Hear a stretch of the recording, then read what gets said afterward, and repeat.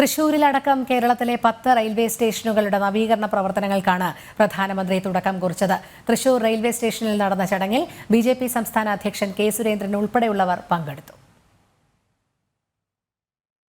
യാത്രക്കാർക്ക് കൂടുതൽ സൗകര്യങ്ങൾ ഉറപ്പാക്കി പുനർവികസനത്തിലൂടെ റെയിൽവേ സ്റ്റേഷനുകളെ സാമൂഹിക സാമ്പത്തിക പ്രവർത്തന മേഖലകളാക്കി മാറ്റുകയാണ് മോദി സർക്കാർ.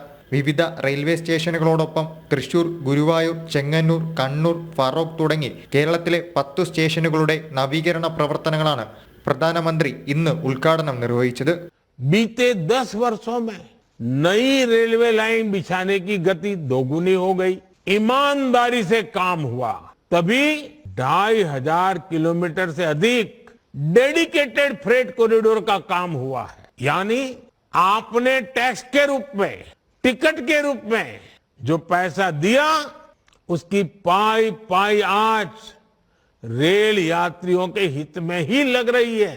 411 കോടി രൂപ ചിലവിൽ വിമാനത്താവള മാതൃകയിലാണ് തൃശൂർ റെയിൽവേ സ്റ്റേഷൻ നവീകരിക്കുക. നിലവിലുള്ള പാർക്കിംഗ് സൗകര്യത്തിനു പുറമെ 300-ലധികം കാറുകൾക്കായുള്ള മൾട്ടി ലെവൽ പാർക്കിങ്ങും 11 കൗണ്ടറുകളും ജീവനക്കാർക്കായി അപ്പാർട്ട്മെന്റ് കോംപ്ലക്സുമൊക്കെയായി നിരവധി സൗകര്യങ്ങളാണ് ഒരുക്കുക. കേരളീയ വാസ്തുശില്പ സൗന്ദര്യ സങ്കല്പത്തെ അടിസ്ഥാനമാക്കിയാകും രൂപകൽപ്പന.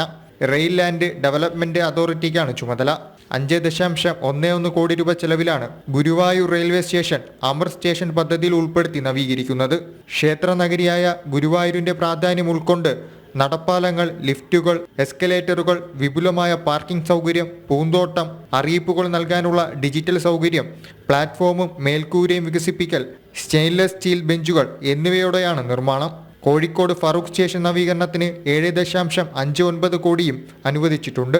31.34 കോടി രൂപയുടെ നവീകരണമാണ് കണ്ണൂർ റെയിൽവേ സ്റ്റേഷനിൽ നടക്കുക.